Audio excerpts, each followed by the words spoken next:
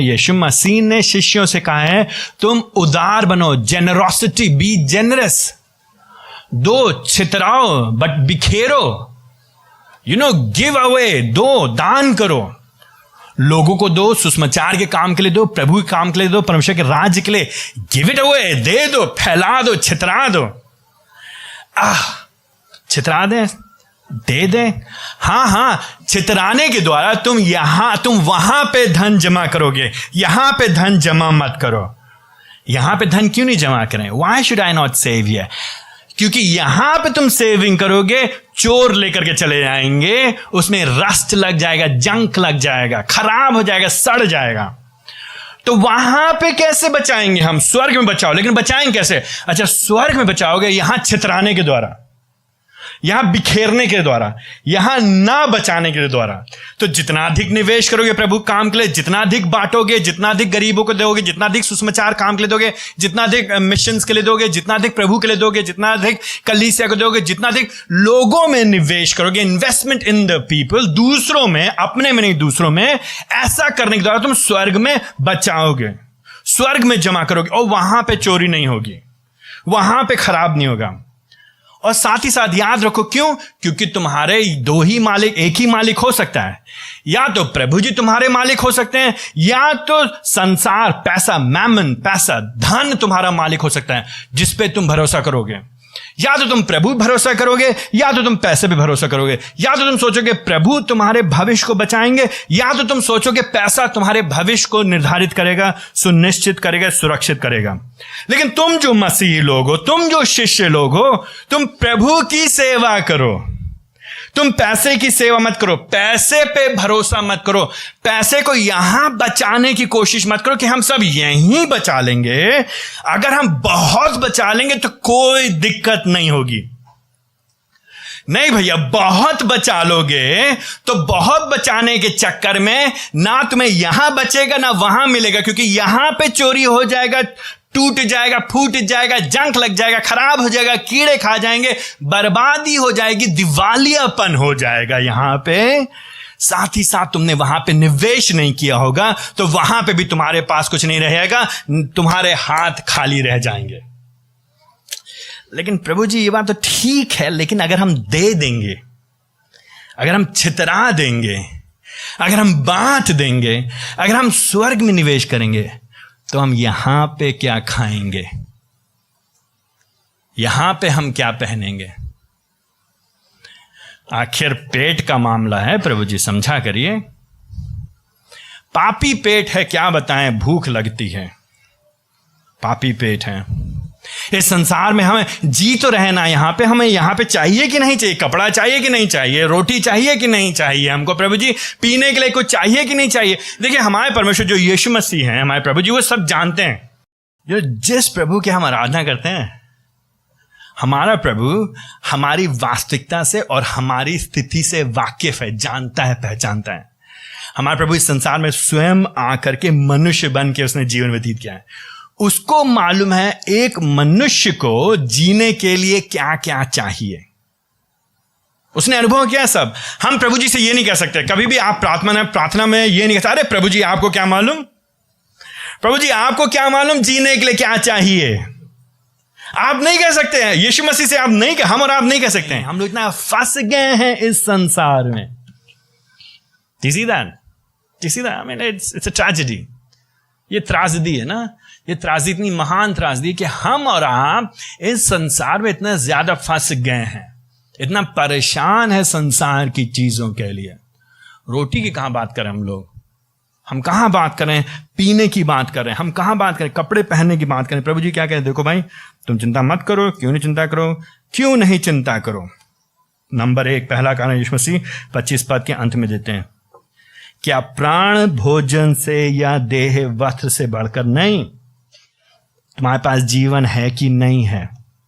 जिंदा हो कि नहीं हो, जीवितों की भूमि पे खड़े हो कि नहीं हो, क्या तुम्हारा प्राण भोजन से, क्या तुम्हारा प्राण गाड़ी से, क्या तुम्हारा प्राण मकान से, क्या तुम्हारा प्राण नौकरी से, क्या तुम्हारा प्राण तुम्हारे करियर से, फ्यूचर से, तुम्हारे शादी से, तुम्हारे बच्चों के भविष्य से, या तुम्हारे देह जो ठीक ठाक शरीर तुम्हारे पास है, ये सब चीजों जिनके लिए तुम ललाहित रहते हो, क्या उनसे बढ़ करके नहीं है? जीवित हो कि नहीं हो, तुम्हारी सांस चल रही है कि नहीं चल रही है?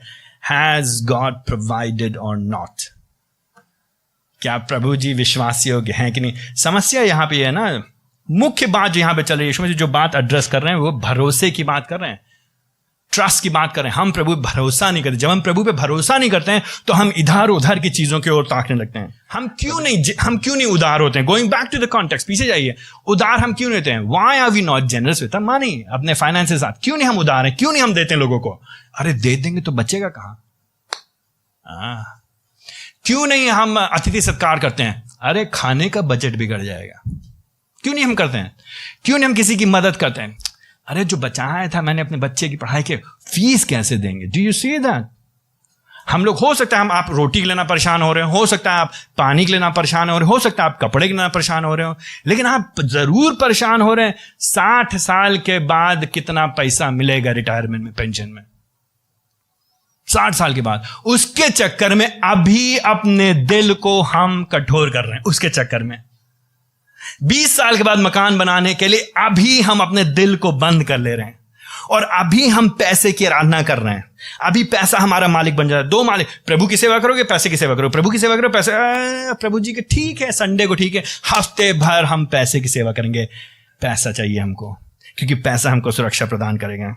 तो प्रभु जी कह रहे हैं, देखो भाई, जीवन तुमको दिया है मैंने कि नहीं दिया है? 25 पद के अंत में, इसलिए तुम परेशान ना हो। जीवन है तो सब कुछ है, जान है तो जहान है। ये खाली कहावत नहीं है, ये सत्य है। ये सत्य भैया, जान है तो इस जान के द्वारा प्रभु की आराधना करो, प्रभु की स्तुति करो, प्रभु के लिए जियो। जब तक शरीर ठीक ठाक है, जब तक दिमाग काम कर रहा है, जब तक हमारे खून की नसें ठीक ठाक हैं, सब कुछ हमारा दिमाग, आंख, हाथ, पैर ठीक है, तो उसकी सेवा करो। पैसे की सेवा मत करो, संसार की सेवा मत करो, निवेश संसार की चीजों में मत करो, निवेश अभी के लिए मत करो, सारा बचत यहां के लिए मत करो, लेकिन बचाओ वहां के लिए। धार्मिकता का जीवन जियो, ताकि तुम जब वहां पहुंचो, जीवन के बाद जो जीवन है, जो कि असली जीवन है, जब प्रभु के सामने खड़े हो तो वो कहे, शाबाश मेरे उत्तम और विश्वासी योग्य पुत्र, well done my good and faithful servant. तब उस दिन के लिए तैयार करो ना अपने आप को। तो ये जीवन क्या है? ये जीवन, दिस लाइफ, ये इस समय, ये जो प्राण है तुम्हारे पास, किस लिए है ये प्राण तुम्हारे लिए? इस समय किस लिए है? ये क्यों है? नाम कमाने के लिए, निशान छोड़ के जाने के लिए। आई मीन, द मोर, जितना अधिक मैं बाइबल समझता हूं, हंसी आती मुझे, क्योंकि मेरी ही मानसिकता यही थी। एंड प्रभु की दया से हमको अभी भी प्रतिदिन लड़ना पड़ता, अपने आप को स्मरण देना पड़ता प्रतिदिन। नो हर्षित, नहीं, ये नहीं, तुम्हारा जीवन इसलिए नहीं है, तुम्हारा जीवन प्रभु के काम के लिए। हमको बार बार अपने आप को खींचना पड़ता है। फिर उसके बाद यीशु मसीह 26 पद से आगे लेके चलते हैं। यीशु मसीह कुछ उदाहरण देते हैं यहाँ पे। यीशु मसीह कहते हैं, चिंता मत करो, प्रभु पे भरोसा करो। देखो तो, आंखें उठा के देखो। किसको देखो? पक्षियों को, ऑर्डिनरी चिड़ियां, आकाश की पक्षियां। क्या कर रहे हैं ये लोग? इनको ज्यादा प्रयास नहीं करना पड़ रहा है, ये ज्यादा प्रयास नहीं कर रहे हैं, लेकिन 26 पद के अंत में प्रभु जी इनको खिला रहा है कि नहीं खिला रहा है? प्रभु जी इनके लिए प्रावधान कर रहा है। अच्छा, 26 पद का ये मतलब नहीं है कि मेहनत ना करो, आवारा बन के घूमो। 26 पद का ये मतलब नहीं है। 26 पद बहाना नहीं है, एक्सक्यूज नहीं है, जस्टिफिकेशन नहीं है आलसी होने के लिए। बहुत सारे मसीह लोग कहते, देखो चिड़ियाओं को देखो, मैं भी तो चिड़िया के समान, मैं भी स्वतंत्र पक्षी, कोई काम नहीं, दिन भर लेटे हुए, दिन भर पड़े हुए, आराम कर। उसकी बात नहीं हो रही। क्यों? क्योंकि अगर आप पक्षियों के जीवन को देखेंगे तो पक्षी बहुत मेहनत करते हैं, वो भी बहुत मेहनत करते हैं। जाड़े आने से पहले वो लोग जाड़ों के लिए तैयारी करते हैं, और कुछ पक्षी तो मीलों मीलों दूर, हजारों सैकड़ों मील दूर गर्मियों में, जाड़ों से जाड़ों में, गर्मियों में चलते हैं, अपने परिवार को संभालने के लिए, अपने पीढ़ियों को संभालने के लिए मेहनत करते हैं। That's a different. तो वो इश्यू दूसरा, जो पॉइंट है उसको ध्यान रखिए। व्हाट गॉड, यीशु मसीह यहां पे कहने का प्रयास कर रहे हैं, क्या तुमने कभी किसी पक्षी को 4 मंजिला घोंसला बनाते देखा है तुमने?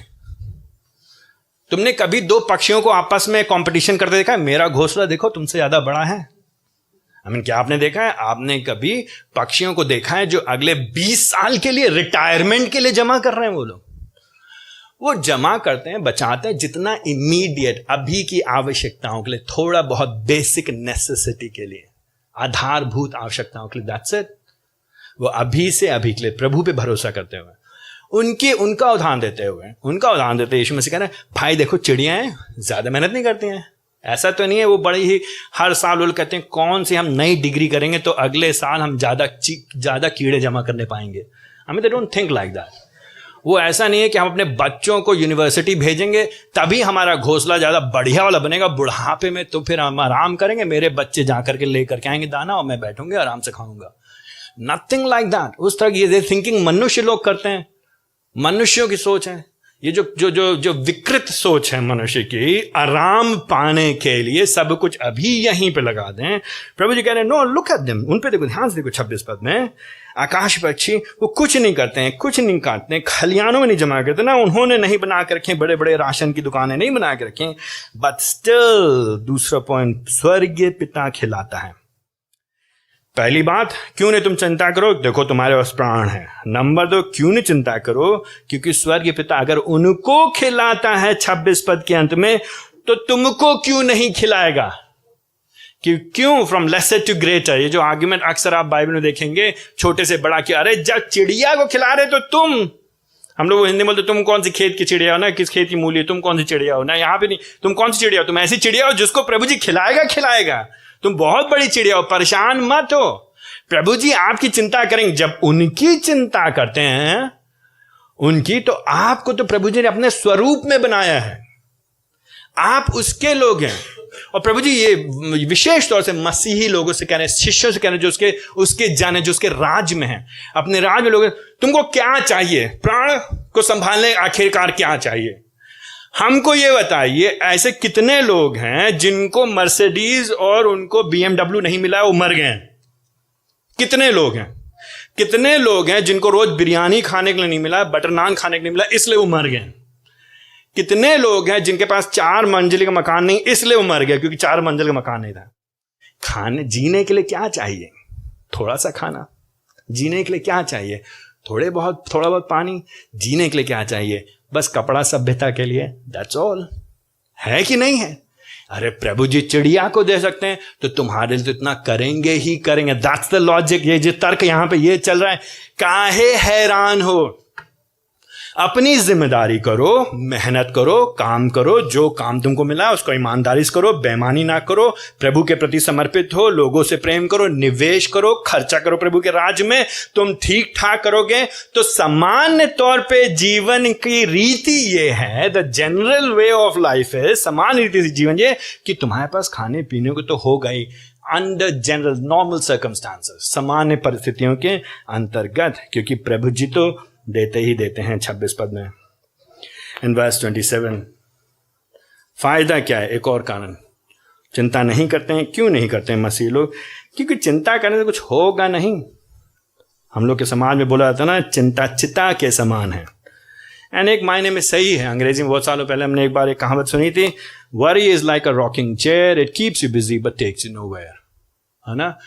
चिंता जो है उस झूले वाली कुर्सी के समान है, जो आपको व्यस्त तो रखती है लेकिन कहीं ले करके नहीं जाती। वहीं दिन भर बैठे हुए कुर्सी पे, दिन भर हिल रहे, दिन भर हिले, खूब हिलिए आप, जितना हिलना उतना हिलिए, कहीं जाएंगे नहीं आप, वहीं बैठे रहेंगे। तो वही चिंता भी वैसे, चिंता करने से कुछ होना नहीं है, विल कीप यू बिजी, व्यस्त रहेंगे आप, लेकिन कहीं पहुंचेंगे कहीं नहीं। वही बात यीशु मसीह कह रहे हैं यहाँ पे। तीसरी बात 27 पद में, कौन है आज तक हमको बताइए, लेजर लेकर के आइए, दिखा दीजिए जिसने 10,000 किलो की चिंता की। इसलिए वर्स 27, उसका जीवन बढ़ गया सडनली। अलग अलग भाषा के समय उसकी कद बढ़ गई, उसका उम्र बढ़ गया, उसका जीवन बढ़ गया, उसका स्टैचर बढ़ गया, उसकी लाइफ बढ़ गई। No, nothing, never, impossible. नहीं होता भैया, नहीं होता है, नहीं होता है। ऊपर नीचे आप चल लीजिए अपने कमरे में, इधर से उधर, दाएं बाएं बिस्तर पे पड़े हुए, इधर से उधर, इधर से उधर, इधर से उधर, मतलब रात भर नींद नहीं आ रही है। लेकिन चिंता करने से कुछ नहीं होता।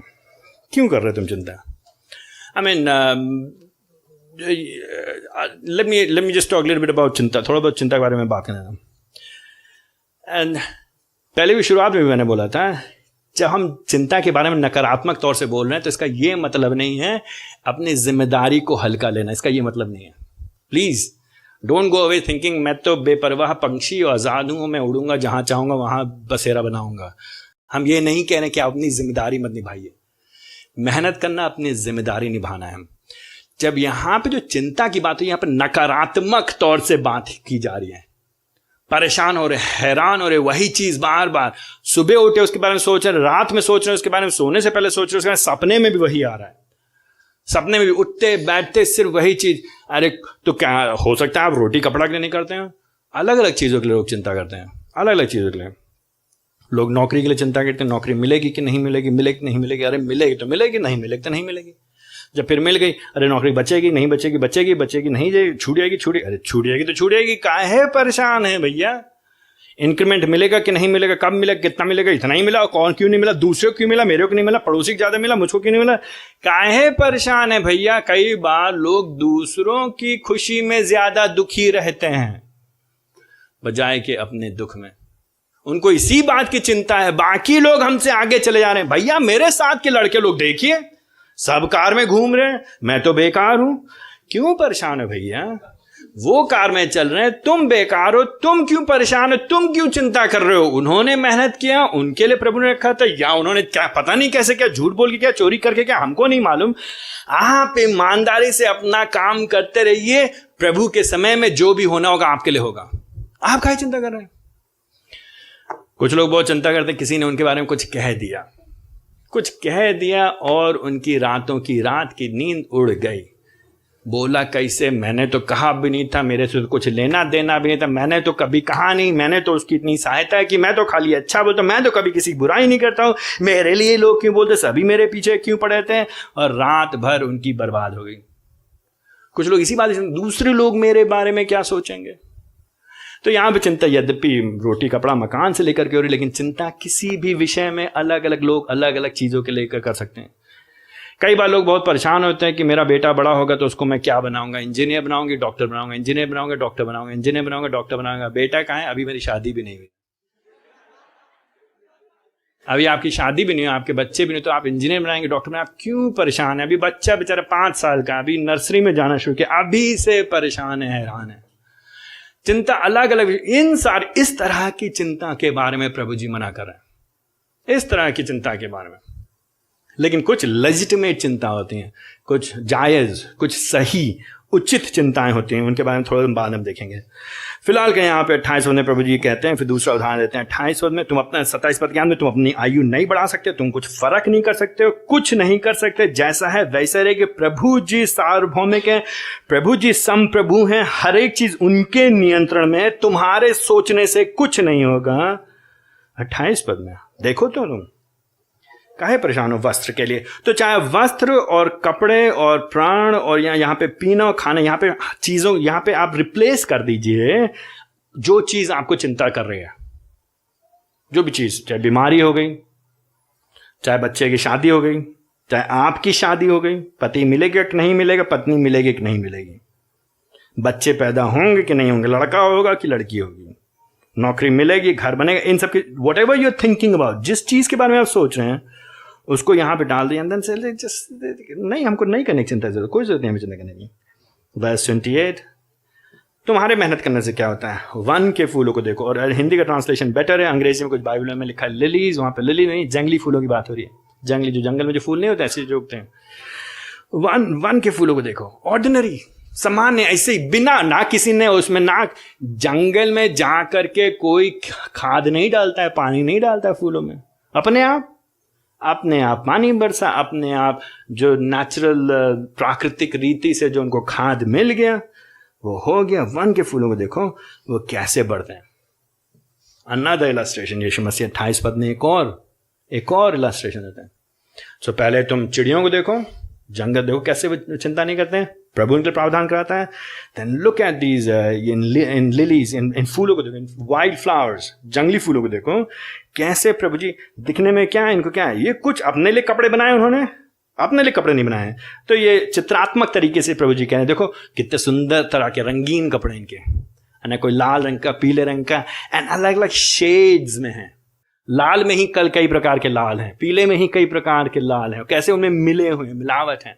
एंड इट लुक्स, दिखने में कितने सुंदर लगते हैं, ब्यूटीफुल, अति सुंदर। अगर आप कभी बाजार में जब आप जाते हैं तो जो एक होता है नेचुरल, हम लोग को जो खेतों में जो प्राकृतिक फूल मिलता है, और बाजार में जाइए जो प्लास्टिक का फूल मिलता है। प्लास्टिक के फूल को चाहे जितना रंग डुबा दो आप उसमें, मतलब फैक्ट्री में जितना रंग डुबा दो, उसको आप एक तरफ रखिए और फिर नेचुरल जो अपने आप जो फूल लगा है उसको बगल में रख देखिए, एंड आप देखिए क्या फर्क है उसमें। You see that, I mean, अगर आप नेचुरल फूल छोड़ करके नकली फूल की तरफ जाएंगे तो ये आपके बारे में ज्यादा बातचीत करता है बजाय कि फूल की सुंदरता के बारे में। दैट्स व्हाट यीशु मसीह यहाँ पे कह रहे हैं। यीशु मसीह क्या कह रहे हैं, देखो भाई, इन फूलों को देखो, कब इन्होंने फैक्ट्रियां नहीं लगाई, इन्होंने कभी मशीनें नहीं लगाई, इन्होंने कुछ कपड़े भी नहीं लगाए।